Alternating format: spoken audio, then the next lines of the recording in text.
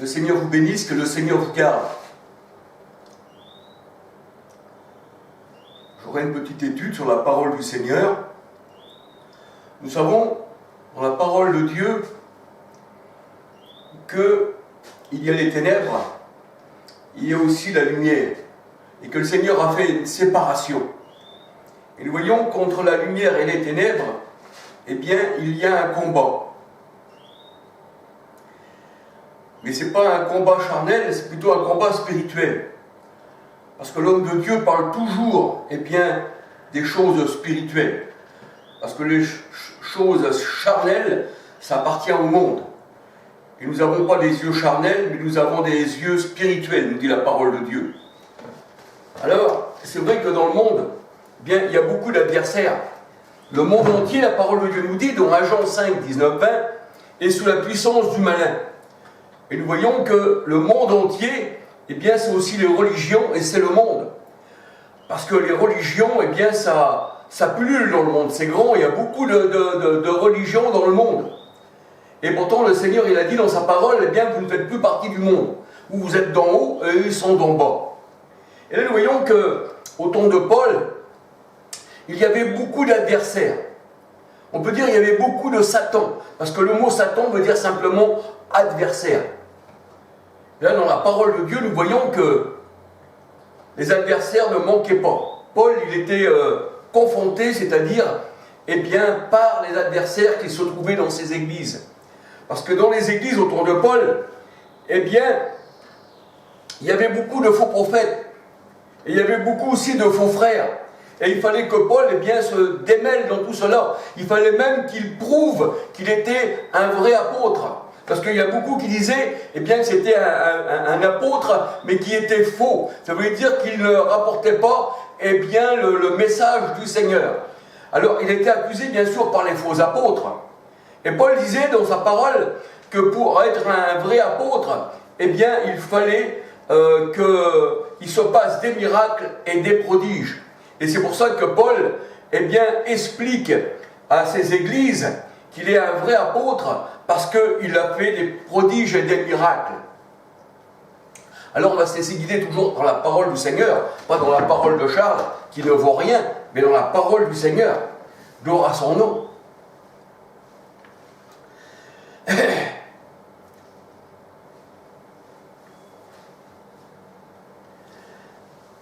Et ceux qui sont contre la parole du Seigneur, bien sûr, ils sont contre Christ. Parce que la parole de Dieu nous dit que Christ est la parole. C'est lui l'enseignement. C'est pour ça qu'il y en a qui disaient, mais il n'a jamais étudié. Comment connaît-il les Écritures? Ah oui, parce que le Seigneur, c'est la parole incarnée. Il était venu parmi ses disciples, Jean 1,14, la parole a été faite chair, et la parole, eh bien, c'était Christ. Et la parole est Dieu. Apocalypse 19, verset 13. Son nom est la parole de Dieu. Son nom est la parole de Dieu. Et quand on connaît son nom, donc sa parole, donc son enseignement, eh bien on appartient au Seigneur.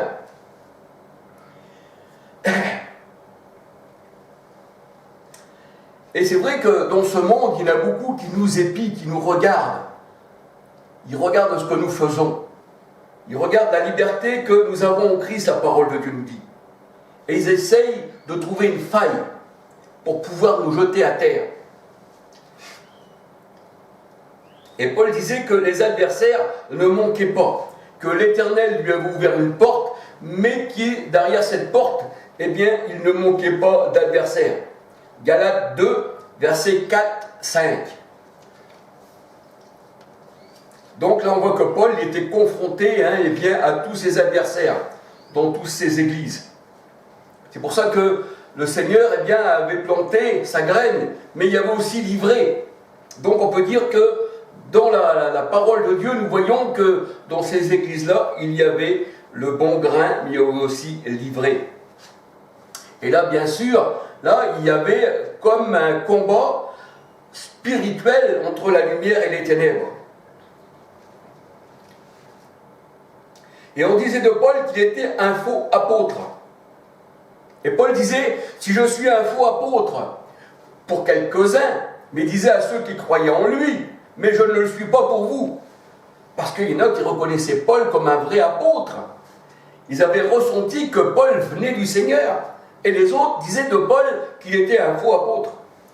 1 Corinthiens 9, versets 1, 2, 3. Et on peut dire que les accusateurs, eh bien, étaient les faux apôtres que Paul devait combattre. Ben oui, parce qu'eux, ils voulaient s'accaparer l'Église pour eux. Il y avait même Alexandre le forgeron qui empêchait ceux qui voulaient entrer dans l'Église. Et il voulait être le premier, eh bien, parmi l'Église. Et là, nous voyons que Paul avait à combattre bien les faux apôtres. 2 Corinthiens 11, versets 13, 14, 15. Et Paul, pour prouver son apostolat, pour prouver qu'il était un apôtre véritable, eh bien, il devait prouver devant les églises sa véracité, c'est-à-dire qu'il était bien un vrai apôtre. Et Paul cite qu'il est un vrai apôtre. Il dit un vrai apôtre, eh bien, fait des signes, des prodiges et des miracles. Et Paul, il dit, vous avez vu que parmi vous, eh bien, j'ai fait des prodiges et des miracles. Donc, je suis un vrai apôtre. 2 Corinthiens 12, versets 11, 12. Et Paul se reconnaissait serviteur du Seigneur dans les épreuves. Mais dans les épreuves, parmi les faux frères aussi. Parmi ces fausses églises, mais aussi dans le monde, mais aussi dans sa chair. Parce qu'il disait, le bien que je veux faire, l'esprit est bien disposé, mais la chair est faible. Donc il avait à combattre dans sa propre chair, qu'il mettait à l'épreuve, contre les faux frères dans les églises, mais aussi parmi les scribes, les pharisiens et les païens. Donc Paul avait un grand combat. Il était mis, eh bien, dans sa propre chair, une écharde. C'est ce que nous dit la parole de Dieu. Nous allons voir que l'écharde dans la parole de Dieu, eh bien, ce sont les faux apôtres, ce sont les faux frères. C'est tous ceux qui se mettent à nous regarder, à nous espionner et essayer de chercher un prétexte, la moindre petite faille pour nous jeter à terre devant les autres. Voyez-vous? Donc là, on voit que Paul, il avait de grandes épreuves. Il avait des tribulations. Il dit, étant regardé comme un imposteur, quoique véridique, étant regardé comme un inconnu, bien que je sois connu. Voyez-vous, 2 Corinthiens 6, versets 4 à 10. Il était regardé, Paul, comme un imposteur parmi les faux frères, parmi les faux apôtres. Et Paul devait bien raconter ses révélations, pas pour se glorifier, non, mais pour montrer qu'il était vraiment un enfant de Dieu, que les révélations venaient du Seigneur. Et il dit, eh bien, qu'il avait été élevé dans le paradis de Dieu, qu'il avait entendu des choses ineffables. Et il avait reçu ça du Seigneur. Mais il dit, il n'est pas bon de se glorifier. Il n'est pas bon de se glorifier. Mais vous m'y obligez. Je suis obligé de vous raconter tout ça. C'est pas pour me glorifier, mais c'est pour vous bien vous expliquer, eh bien, que je suis un vrai apôtre. Mais il n'est pas bon de se glorifier de la sorte. Mais je le fais. Et c'est par vous que j'aurais dû être recommandé. Voyez-vous, c'est même pas moi qui aurais dû, eh bien, vous expliquer ces choses, mais c'est vous qui aurez dû, eh bien, me recommander, voyons toutes les choses que j'ai faites parmi vous, les prodiges et les miracles. Et là, eh bien, on voit que Paul était obligé de se justifier devant ses faux frères, devant cette assemblée où il y avait deux livrets. 2 Corinthiens 12, versets 1, 11. 2 Corinthiens 12, 11. C'est par vous que j'aurais dû être recommandé. Et je suis, eh bien, nullement inférieur aux autres apôtres. Aux apôtres prétendus supérieurs. C'est ce que disait Paul dans 2 Corinthiens 12, verset 11. Mais il dit, il n'est pas bon de se glorifier, mais je le fais parce que vous m'y obligez. 2 Corinthiens 12, 1, verset 11. Et il dit, si je voulais me glorifier, je ne serais pas un insensé. Ah oui, puisque Paul, eh bien, ce qu'il fait, il le faisait au nom du Seigneur. Et il ne serait pas un insensé de dire ce qu'il faisait, ça venait vraiment, eh bien, du Seigneur. Il dit, car je dirai la vérité, mais je m'en abstiens. Alors regardez bien, il dit de peur que quelqu'un m'estime au-dessus de ce qu'il voit de moi. Parce que Paul faisait des choses, mais les faux apôtres eh bien, détournait cette parole et faisait de Paul quelqu'un qui était supérieur. Il faisait de lui un orgueilleux. Il le rendait comme un orgueilleux. Alors Paul dit que quelqu'un m'estime au-dessus de ce qu'il voit de moi ou entendu de moi. 2 Corinthiens 12, verset 6. Et à cause de ces excellentes révélations, dit Paul, parce que voyez-vous, ces révélations, Paul disait que je vous dis, eh bien il y en a qui vont les prendre et qui vont tordre de sens et qui vont faire de moi un orgueilleux. Alors Paul savait que les faux frères et les faux prophètes en profiteraient pour l'abaisser et le faire passer, bien sûr, par un orgueilleux. Et puisqu'il les connaissait, Paul, ces faux prophètes, donc il devait faire attention, eh bien, à ces paroles qu'il prononçait devant ces faux prophètes. Et c'est pour ça qu'il se méfiait, c'est pour ça que ces faux prophètes étaient devenus des échardes dans la chair de Paul. Ça l'empêchait, eh bien, de faire des choses, on va dire, il était libre, Paul, mais il fallait qu'il fasse attention, c'était comme une écharpe dans la chair, voyez-vous, c'était comme une écharpe, ça l'empêchait de marcher à Paul, ces faux prophètes. Luc 11, versets 53-54. C'est pour ça que même le Seigneur Jésus-Christ, eh bien, quand il parlait, on voyait que les scribes et les pharisiens, eh bien, lui tendaient des pièges, et pour le surprendre, eh bien, par ses propres paroles, par les paroles qui sortaient de la bouche du Christ. Mais bien sûr, Christ est la parole, et il ne pouvait rien répondre. Luc 11, versets 53-54. Et les pièges ne manquent pas. Les adversaires, les échardes, dans la chair de Paul, étaient nombreuses. C'était comme un peu une épine dans le pied de quelqu'un qui vous empêche de marcher. Il faut faire attention parmi ces scorpions, parce que des fois, on déforme la parole que l'on va dire, et on va essayer par tous les moyens de nous dénigrer. Alors Paul, il avait des échardes, comme quelqu'un qui aurait une épine dans le pied, qui l'empêcherait de marcher. Et les échardes de Paul étaient ses ennemis. C'était Satan, parce que Satan veut dire simplement adversaire.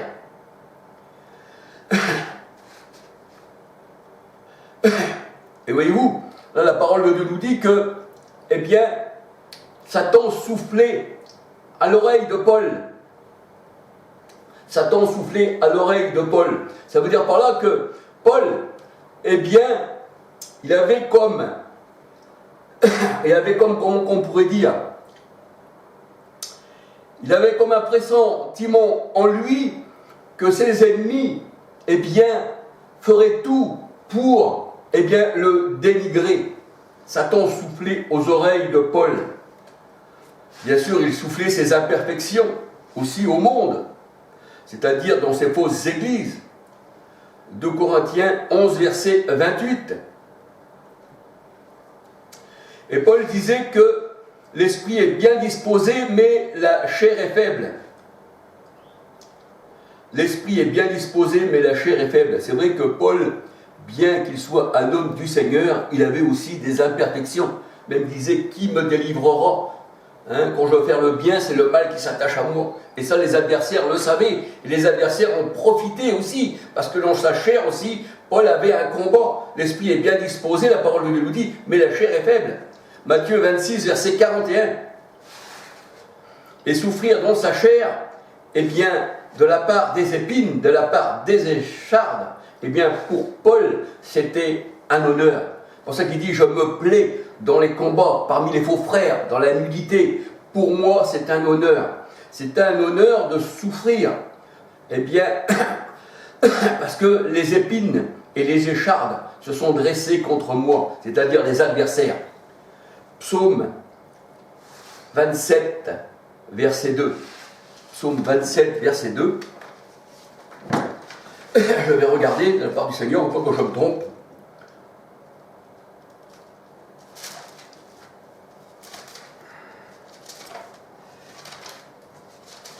Gloire au Seigneur. Psaume 26, 27, verset 2. Alors, est-ce qu'il est dit ? Quand ceux qui font le mal s'approchent de moi pour dévorer ma chair, c'est ça l'écharde dans la chair.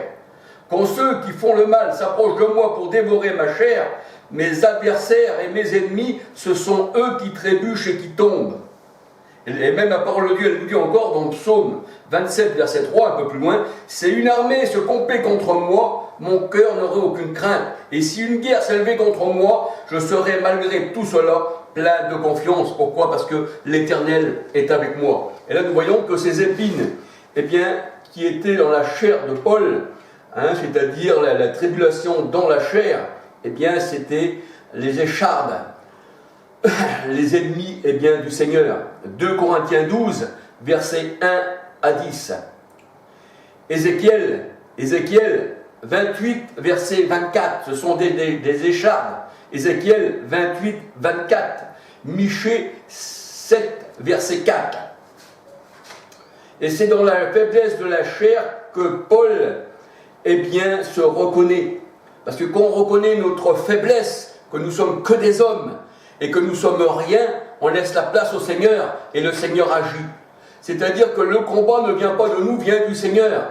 Nous ne sommes que des instruments. Et l'instrument, eh bien, ne peut pas se glorifier de celui qui joue, eh bien, de la musique. Voyez-vous, le Seigneur, il est l'auteur, et nous ne sommes que les instruments, et nous sommes faibles. Mais le Seigneur, il dit, Paul dit, je me plais dans la faiblesse. Et quand je suis dans la faiblesse, c'est là que je suis fort. Quand je prends ma chair, et puis que je la mets de côté, que je prends, moi, mon statut d'homme, eh bien, que je le mets de côté, mais que je laisse agir le Seigneur, et c'est là que je suis fort.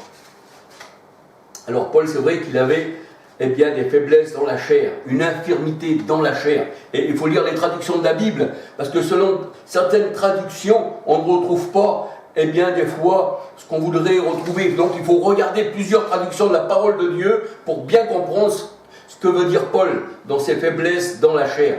Galates 4, 14. 2 Corinthiens 11, verset 30. Et c'est quand on est faible que nous sommes forts. Parce qu'on laisse la place au Seigneur. Nous, on ne peut pas combattre. C'est le Seigneur qui combat pour nous. Et pour comprendre l'écharde de Paul, l'écharde qu'il avait dans la chair, 2 Corinthiens 12, 1 à 10, bien, il faut étudier les Écritures et savoir que Paul, eh bien, dans ses églises, il était infecté des faux frères et de faux prophètes, des chardes et des épines, comme nous dit la parole de Dieu. Ésaïe 10, verset 17, 18. Ésaïe 27, verset 4, 5.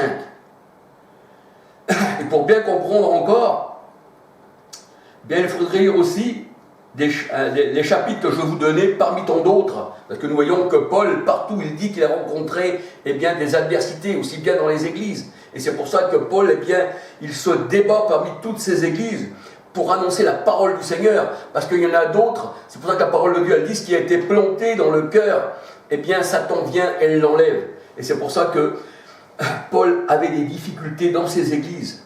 Parce qu'il y en a d'autres qui démontraient que Paul voulait démontrer plutôt que Paul était un faux prophète. Mais Paul disait, si je le suis pour d'autres, un faux prophète, je ne le suis pas pour vous, vous qui avez cru en mon nom. Et là, il faut remonter, je vais vous donner 2-3 chapitres, que vous allez remonter dans 2 Corinthiens 11, versets 1 à 33, 2 Corinthiens 12, versets 1 à 21, 2 Corinthiens 13, versets 1 à 10.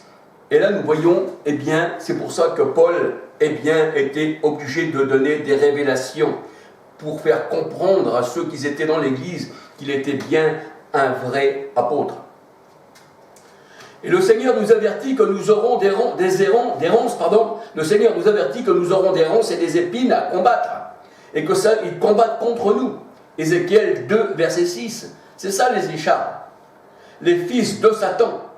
2 Samuel 23, verset 6-7. Faux prophète.